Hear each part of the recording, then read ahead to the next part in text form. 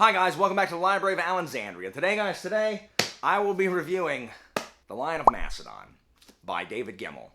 Book one of the, Greek duology. This is my first David Gemmell novel, and if you saw my Goodreads review, I want to punch this book in the face. I am a victim of unmet expectations with this book. I may have hated it. I can't really decide if I hated it or not. So, without wasting any more time, let's get down to business. Let's talk about this book. So this is my first David Gemmell novel. I read this, I was tricked into reading this by Sarah and Colton, who are my enemies, who read Lord of the Silver Bow, or the Troy trilogy by Gemmell, and said it was amazing, and that I should totally read it. And then they're like, well, we're going to read this. And they knew that it would lure me into reading it, and so I did. I broke my TBR to read this, and okay, so I'm not... Disclaimers up front. I expected this book to be something different than it was. In addition, I think if you do not know the history of what happened here after the Peloponnesian War and prior to the rise of Alexander the Great, I think you will enjoy this book more than I did. So this book was written in 1990, and I found that out afterwards, and that made a lot of sense because it feels like it's written in the 90s. There's a lot of every woman is really hot, and all they do is be naked and do people. So, whoop, drop that. So I think if you don't know the history, you'll like this. And I'm not trying to be that guy who's like, oh my goodness, well look, the shields the shields would be 12 inches larger. That's not what I'm trying to do.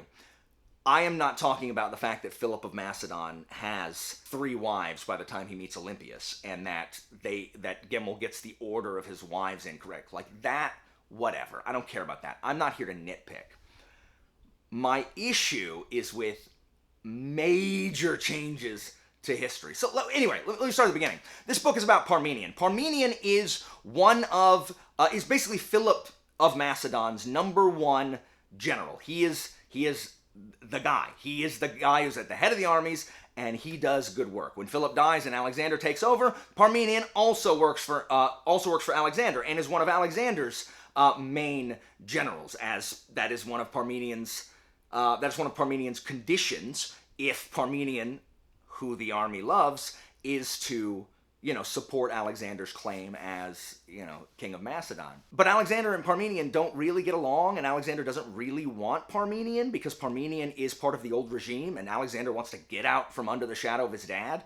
And so he's always looking for reasons to kind of get rid of Parmenion, or get Parmenion out of there and get rid of all Parmenion supporters so that he can eventually jettison Parmenion. And that's interesting. And so the reason I picked this up is because I love Parmenion. I'm teaching Parmenion right now in my classes. And then I realized that it took place over the Corinthian War and the Spartan-Theban War, so it was going to have Epaminondas and Pelopidas and the Battle of Leuctra and Mantinea. And I love Epaminondas and Pelopidas. They are two best friends from Thebes. One extremely wealthy, but not noble-born, and very free with his money, and a brilliant general, but, more physically active, more rash. And then a noble-born with less money, who is very much the philosopher and the strategist and the student, and much more kind of indoors, but also brilliant. And these two brilliant men brought down the domination of Sparta. And it is a fascinating period of history, but it is always outshined by the Peloponnesian War right before it, and the rise of Philip of Macedon, really the rise of Alexander shortly after. And so it's always ignored. And so I was so excited to read about this.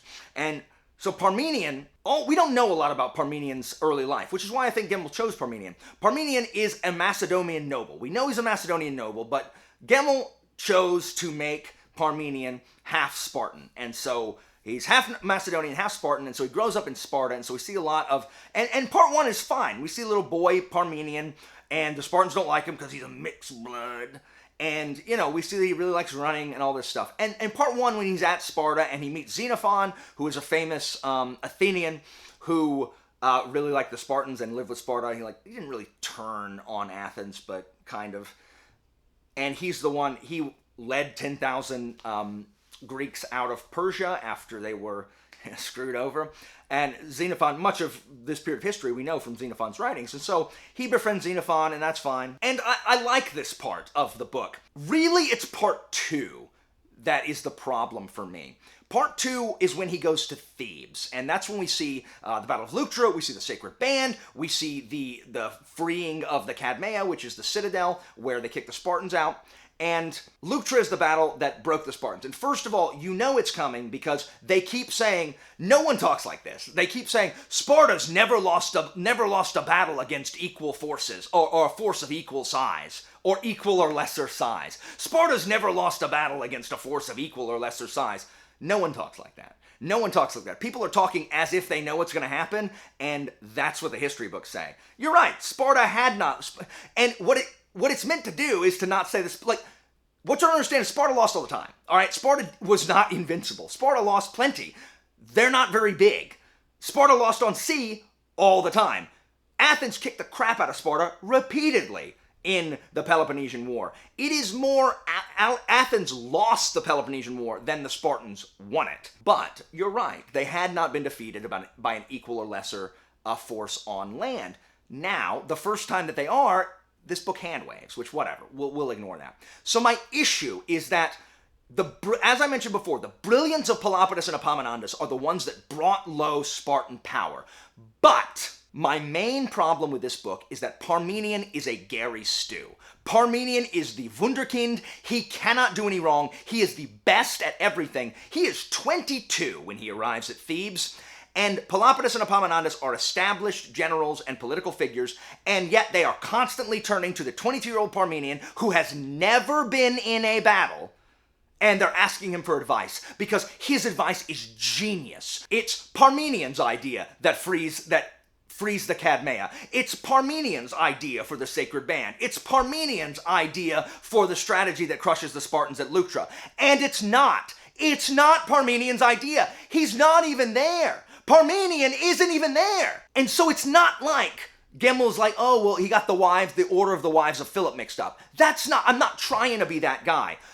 My problem is that he has made Parmenion this uber soldier who is the best at everything, who everyone looks to, even though they have no reason to. And it robs the rightful accomplishments of these two Thebans. It's not Parmenion that brought low the Spartans. It is the combined brilliance of Pelopidas and Epaminondas. And Gemmell strips them of their accomplishments and makes them nothing more than like puppets that Parmenion is moving for his advantage. And I hate it. I hate it. I hate it. That whole section I hate. So I don't know what the problem is or why he decided he needed to do this. It feels like Parmenion is Forrest Gump if Forrest Gump was the most important person at everything that he was. So you know the clip of Forrest Gump where, is it Kennedy shaking hands with somebody and you see Forrest Gump in the background, or shakes hands, whatever. If it focused on Forrest Gump, if Forrest Gump was the one who ended the Vietnam War, and Forrest Gump was the one who went to the moon first, and that's what it is. So Parmenion is at all these huge events, and he's the most important one there, and it's ridiculous. I hate it. I hate it. I hate it so much. So, now, when we get to part 2, which is Parmenion with Philip of Macedon, once we get to the section that is in Macedon, and at least we're covering real events, at least Parmenion was freaking in Macedonia. Like, friggin' Gemmell has Parmenion going and being a mercenary general for the Persians, which did not happen. Whatever. Once we're in Macedonia, it does get better, and I hated it slightly less until, and I'm not going to spoil it here, there is one thing that occurs that lowered my rating for this book. There's one thing that happens that I hate so much, that Gemmell, he went too far. Gemmell went too far. Like, you cannot ruin everything.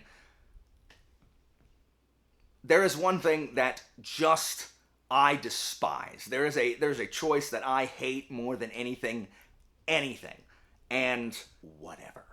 I hate it. I hate it so very much, this choice that was made. So, those are my grievances with it. Let me talk about what it does well, because there is a lot to like from this book if you're not bothered by the fact that Parmenion is obviously the best general that has ever lived. Whatever. Gemmell's writing style feels very Greek. It feels very epic and elevated. It feels like, Aeschylus or Sophocles writing using this big bombastic style. Everything is urgent. Everything's a crisis. There's not a ton of introspection with these characters. It feels like a classic barbarian story, if that, it feels very Conan at times, if that makes any sense. They don't sit around pondering theme, really. It's a lot of, we've got to go. What? Come with me. Okay. I'll kill you. How dare you? We are friends now. It's got a very kind of surreal Greek tragedy kind of quality to it. But it's also very, very readable. There is nothing about this prose that is inaccessible. It flows very quickly. The last 130 pages I read in a single sitting, and I am a slow reader. But it is so infinitely readable that even with the setting, this backdrop, this unfamiliar backdrop to some people of ancient Greece, it is easily understood, easily digestible. I said at the beginning, when I started, before all this crap happened, that I liked Gemmell's style of historical fiction to where he gives you just a sense of the place. He doesn't describe every building and every monument and every measurement of every piece of equipment. He just gives you the general sense of the place, so it feels Greek, so we know what's going on, and then he moves on with the story. And I like that historical fiction type writing, especially if you're someone who wants to write historical fiction. You can see that there is hope, because it's really intimidating to have to be the absolute expert on every single thing, because you don't want people to jump down your throat. But that's what I'm talking about. I'm not witching and moaning about tiny details that are changed. I'm talking about earth-shattering details that are not, that rob people of their accomplishments. Anyway, so I do like his style of storytelling. There's also way more magic in this than I thought there was, that I thought there was going to be. And I think this book suffered, for me, for being a combination of the two. I think it either needed to lean more heavily into the fantasy from the beginning, or been strict historical fiction. Because I think it's the blend of both that bothered me a lot. And I think that's where my expectations were off. Book 2, if you finish book 1 and you read the back of book 2 seems like it's going to lean super heavily into the fantasy. So then I can kind of let my mind go free of the historicity of it and enjoy it more. But here, it just felt like he needed to show, he needed these historical events that Parmenion needed to be at, and I don't think it was necessary. I think you could have started, I think you could have started Parmenion's story with Philip without all of this stuff. Now, some of the characters are really great. Parmenion is not interesting because he is literally a superhero. He's not interesting. Philip is very interesting, though. I like the way he portrays Philip. I like the way Xenophon is portrayed. Aristotle is a wizard. I just need to let you know that. Aristotle is a wizard in this book. What? I like some of the minor characters as well. Attalus especially is interestingly portrayed. The women suffer in here. I mean, they really do. They all are the same. Actually, the most interesting woman is Philip's first husband, Audata, because she is passably ugly. And she, because she's not super hot and ambitious like every other woman in this book, she's actually the most interesting, and she doesn't have a bunch of screen time. But the fights in this, individual combat is really cool. He's good at really intense individual combat. What I do think struggles, though, and I think my second biggest problem with this book is that these huge set-piece battles like Leuctra, Mantinea happens off-screen, but Leuctra or Tegira or the Battle of Aragon Valley versus the Illyrian king Bardilis, they don't ever seem like they're the focus. They should be these huge climaxes to the sections of the book. They should be enormous because they had enormous heft. The world changed based on the results of these battles, and yet they feel like an afterthought. They're over like this. They don't feel like there's any weight to them. They feel like stepping stones upon which Parmenion must trod to get to the next plot point. And so I think he's done that a disservice. there is also a lot of magic manipulation to where a lot of times it feels like the characters don't have a total ton of agency, that they are being done, what they're being manipulated to do, and not in the I'm arranging it to where you're making the choices that just happen to fall into my Xanatos Gambit way, but in the yes, in the I'm making you act a certain way that you wouldn't normally act, and it gets kind of annoying. But I can't say that Gemmell is not a good storyteller, because he is. And the only part I struggled to read was the Thebes section, and that was because of my irritation. Really, after I got done with that part, I kept wanting to pick it up, and I read a lot of it, and I read a lot of it in a sitting because it's so easy to read, and it is compelling.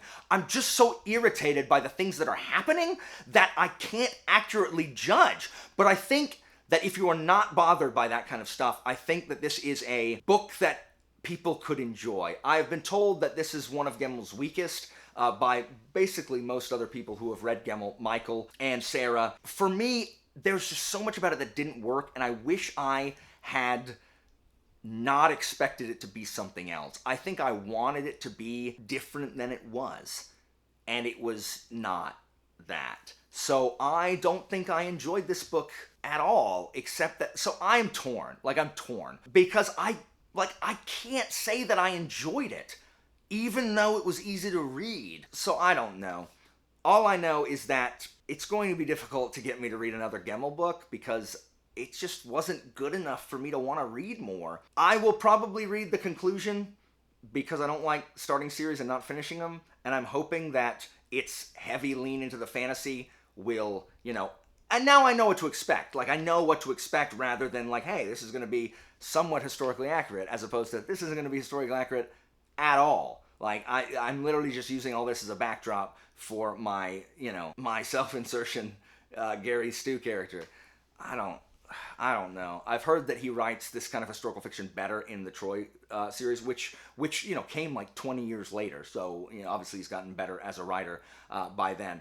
But I cannot say I enjoyed my experience reading this, but I'm not saying that you won't. So guys, have you read other Gemmell? Are you also disappointed with Gemmell? Have you read Lion of Macedon, and is it one of his weaker ones? Which Gemmell do you recommend that I read that is different than this, so I don't hate it? Guys, thank you so much for watching. As always, information about my Patreon and Discord is down in the description, and I'll see you next time, guys.